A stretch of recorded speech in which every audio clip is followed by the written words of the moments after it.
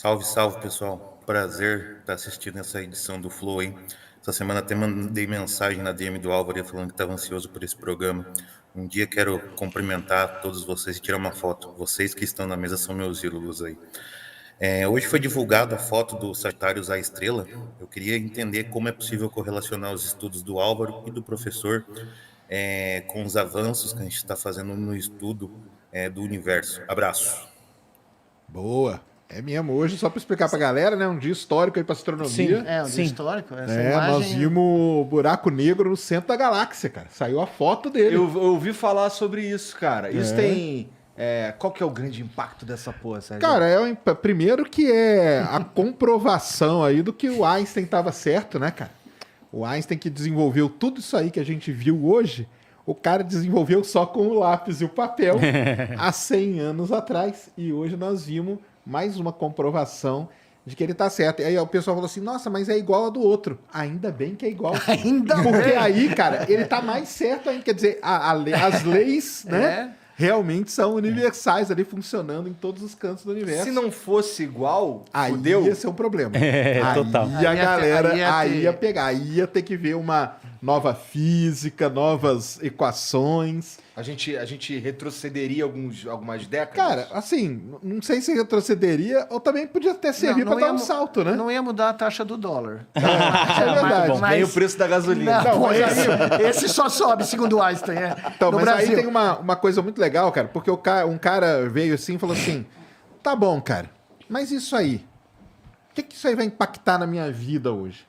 Aí eu queria colocar aqui pra galera, cara, que eu acho que eles concordam também, você também, que é o seguinte, cara, a tecnologia que a gente usou para fazer o que eles fizeram, os métodos, né, computacionais, científicos, a ciência que está ali por trás, você vai sentir usando o celular, onde você vai postar sua fotinho no Instagram, entendeu? Talvez em aparelhos médicos que vão incorporar essa tecnologia depois e podem salvar a sua vida. Aí eu respondi isso pro cara. Aí sabe o que o cara respondeu para mim? Ué, por que não testa no ser humano de uma vez? Eu falei, cara, porque isso aí é uma altíssima tecnologia. O universo é um grande laboratório e se não funcionar num negócio que está a milhões de anos-luz, não vai matar ninguém. Vai que você põe um paciente na mesa e vai testar um novo laser ali para uma cirurgia e corta o cara no meio, né? Então é isso, cara. Assim, é uma ciência muito básica, lógico, né? Tá ali na base do negócio. Mas isso, com o passar do tempo, tá aí o Einstein, cara. O GPS que você usa hoje, Isso, cara, é só por causa do Einstein. E o melhor exemplo que eu dou, aí a relatividade, onde que serve? Cara, sabe quando o elevador vai fechar e você põe a mão no meio? Aquilo ali é o prêmio Nobel do Einstein, efeito fotoelétrico. É fotoelétrico. Você corta ali, por isso que a porta volta. Não, mas não é divertido? O cara poderia ter ganho 5 prêmios Nobel. É. Eles E deram foi o prêmio ganhar Nobel justo pro cara por uma coisa mais trivial simples da que ele vez. fez. Isso te mostra um pouco como a ciência funciona, né? O ego no meio de vocês é um problema? Vou fazer uma resposta sobre esse Não, ele cara não aqui, é. que ele trouxe uma... Desculpa. Ele é o problema. É o problema. É um dos grandes. E sabe né? o que se diz na academia americana? Não existem batalhas mais sangrentas que aquelas travadas no meio acadêmico, porque ultimamente elas não valem nada. Exatamente. Você tem pouco em disputa, muito Não, disputa. é uma coisa- Inclusive fora da academia, né? Quem fala isso bastante é o Peter Thiel, sabe? Não, mas no meio acadêmico, O problema do meio acadêmico é esse. E se eu não me engano, quando fizeram a tentativa de validação da teoria do Einstein da curva da luz, né, pelo Foi efeito aqui em gravitacional, Sobral. foi aqui em Sobral, Foi Sobral, Ceará. Ceará. Foi verdade. Não Na é? verdade, foi em 2 pontos diferentes. Dois né? pontos diferentes. Só O que a que ficou única- famoso foi o outro, porque o Não, Sentista era mais famoso. Não, mas sabe o que Mas o daqui foi onde deu pra ver por causa Sobral. do céu e tal, né? Sobral é exatamente Sobral onde a foi coisa aonde funcionou. foi nos 2 pontos. O de lá ficou famoso, né? O da Ilha Só do porque o Príncipe. cientista lá era mais famoso, né? É, o do Ilha do Príncipe Era o ficou mais Eddington, não era o famoso. Eddington que foi lá? É, o Eddington que foi pra lá e tudo. Mas na hora que eles foram ver as imagens, o de lá tava ruim. E o daqui tava E a bom. imagem que salvou o Einstein foi a de Sobral, verdade. cara. Mas a beleza do Einstein, além de tudo que a gente fala, da imagem do cabelo, né? O Einstein, depois da guerra, porque o Einstein escreveu a carta para o Roosevelt dizendo que os Estados Unidos tinham que começar a fazer pesquisa nuclear porque os nazistas estavam fazendo. Exato. Só que no meio do caminho, quando ele viu que ia sair daquilo, ele se arrependeu. Né? Isso, o grande né? arrependimento da vida. E ele nunca se deu bem com a visão quântica do universo. Ele nunca acreditou, né, como ele falava, né, que Deus joga dados. Então, o Einstein, de certa maneira, foi ostracizado no final da vida dele pelos físicos americanos jovens. os que saíram da guerra como heróis, né? Que criaram a bomba no Projeto Manhattan. Então, ele era de Princeton, era do Instituto de Estudos Avançados, mas ele foi deixado, né? E o Einstein tinha um amigo, o melhor amigo dele chamava Kurt Gödel, que talvez seja o maior matemático do século passado, né? 20. Um dos maiores matemáticos da história. E o Einstein, no final da vida, dizia o seguinte, quando perguntavam para ele, por que você continua aqui, né? Os caras não estão te ouvindo, os caras não estão dando bola para você. Ele falou, eu continuo em Princeton pelo privilégio de andar todas as manhãs e todas as tardes Junto com com o cara. Kurt Gödel. Que legal. É, o cara né? basicamente revolucionou a história da cosmologia, né? Criou uma outra física e ele ficava em Princeton porque o Kurt Gödel... Porque o amigo dele tava lá, o né? amigo lá- Lindo não, isso, e eles, né? ninguém sabe o que eles falavam. Né? Se você tivesse um microfone para gravar o que aconteceu nessas conversas, Devia ser demais. né? Mas deixa eu falar uma coisa, eu acho que vamos Fala. responder pra esse cara, que Vai eu lá. acho que ele merece, que ele... Eu acho assim, tem duas questões, né? Uma é a seguinte, existe um paralelo entre o universo e o cérebro, essa é aquela velha questão. Tem a imagem mais linda que tem, cara. que É a questão- imagem dos é. neurônios e a imagem Assim, dos aglomerados de e você galáxias. você tem que são questões, idênticos. até do ponto de vista mais profundo, propriedades matemáticas, propriedades de grafos que se formam, sem dúvida. A gente tem estruturas em fractais. Então, matematicamente é uma coisa bem clara isso, conhecida. Agora, um lado que eu acho que é interessante, aí que eu queria muito te ouvir, é o seguinte, a gente de fato vai ao longo do tempo, a ciência vai desenvolvendo recortes epistemológicos, ou seja, maneiras de falar das coisas que são úteis para falar daquelas coisas.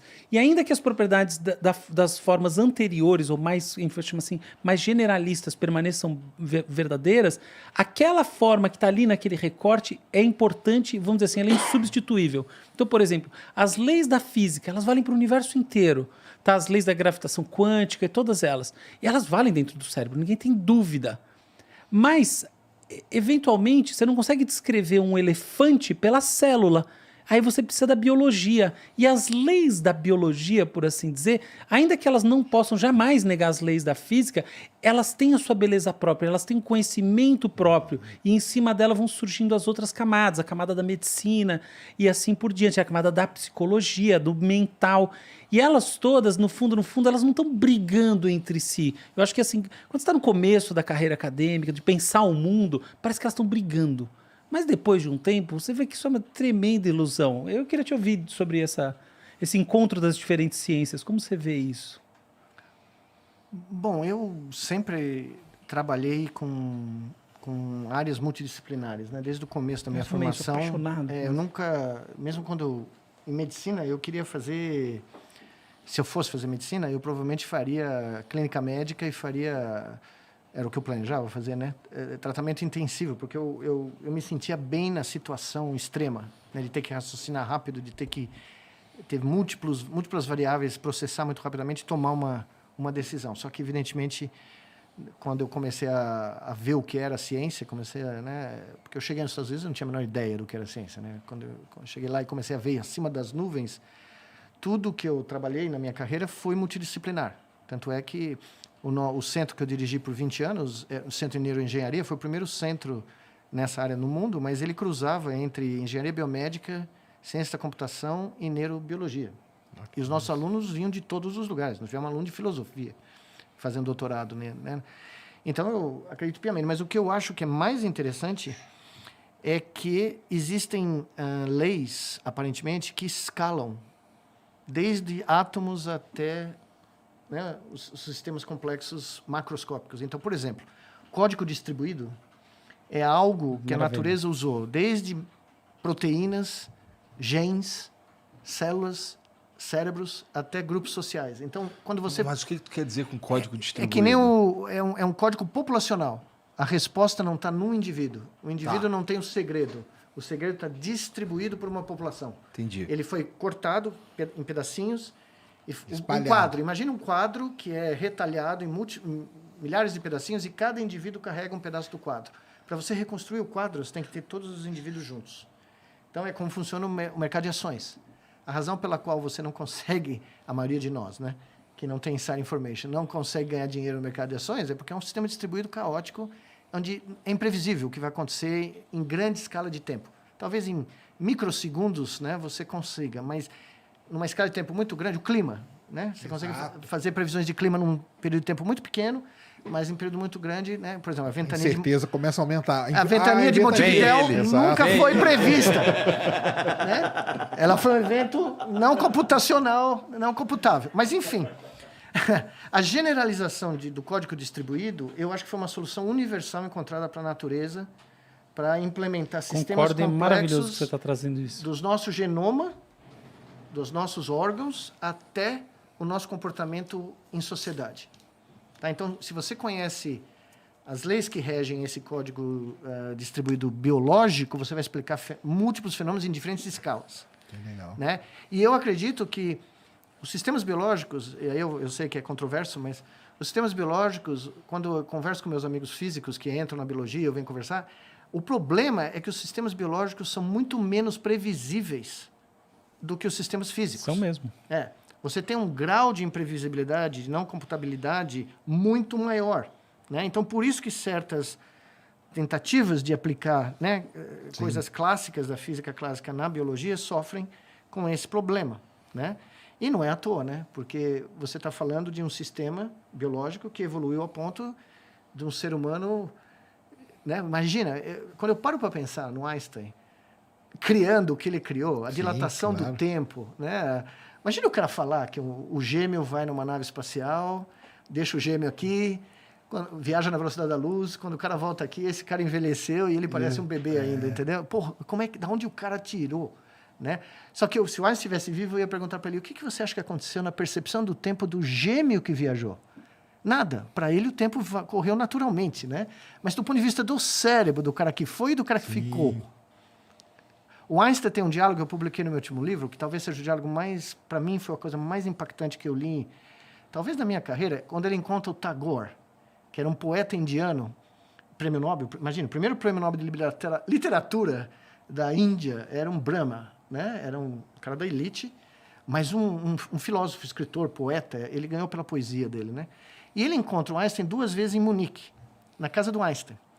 E ele pergunta para o Einstein, em termos gerais, né? O que é beleza? E o Einstein fica petrificado, né? Porque ele não tem uma fórmula para beleza, né? Porque a beleza, cada um de nós tem uma definição. Tal, né? E o Tagore põe o cara na parede, um dos maiores gênios da história da humanidade, mostrando que tem um componente humano, né? Tudo aquilo que nós corriqueiramente chamamos das nossas emoções, das nossas, né, interpretações do mundo, que ele não conseguia explicar. Não cabe numa fórmula. Não cabe na fórmula dele, não cabe na visão de... Né? E o Einstein se rende ao poeta indiano no final desse encontro, né?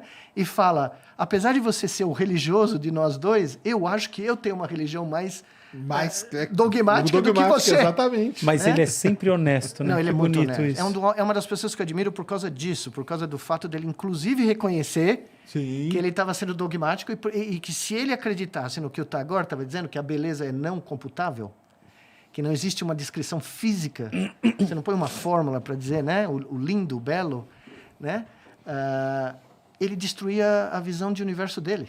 Ele acabava com a visão do universo dele. E o mais importante, o único cara, na minha modesta opinião, que pôs o Einstein na parede foi um poeta indiano.